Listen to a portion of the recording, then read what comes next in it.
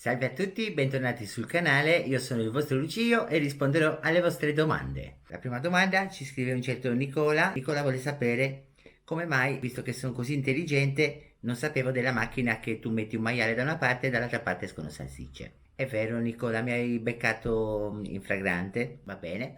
In effetti è vero, non lo sapevo di questa macchina, però sapevo che tuo padre mi sembra che aveva messo una salsiccia da qualche parte a tua madre e era uscito un asino. Questo non lo sapevi tu, vero? Siamo alla prossima domanda, ci scrive un certo Fabio. Fabio ha un problema.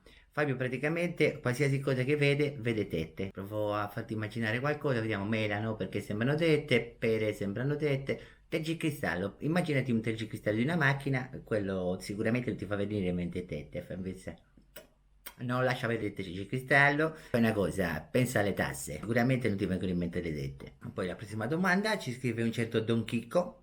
Don Chicco dice che è andato a mangiare fuori, ha mangiato piccante sabato e gli è uscito un bruciore nelle zone basse. L'unica cosa che ti posso dire è metti un preservativo nella forchetta nella prossima volta che vai a mangiare nel ristorante. Almeno se sei troppo piccante. La prossima persona che ci scrive è un certo Mario. Mario ci scrive: ho un problema.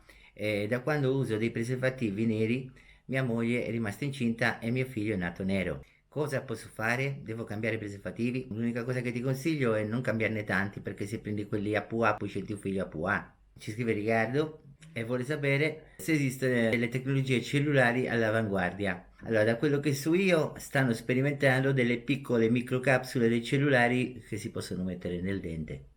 Quindi risponderai automaticamente dal dente, poi ci esisterà il dente watch. Ti vorrà uno specchio, se no come cazzo fai a vederti in bocca? A questo punto mi viene da pensare che con una scorreggia ti può arrivare anche un fax. Bene, per oggi è tutto, vi ringrazio per aver visto il video fino in fondo, mi raccomando iscrivetevi, seguitemi che ho tanti consigli per voi e per tanti altri. Grazie.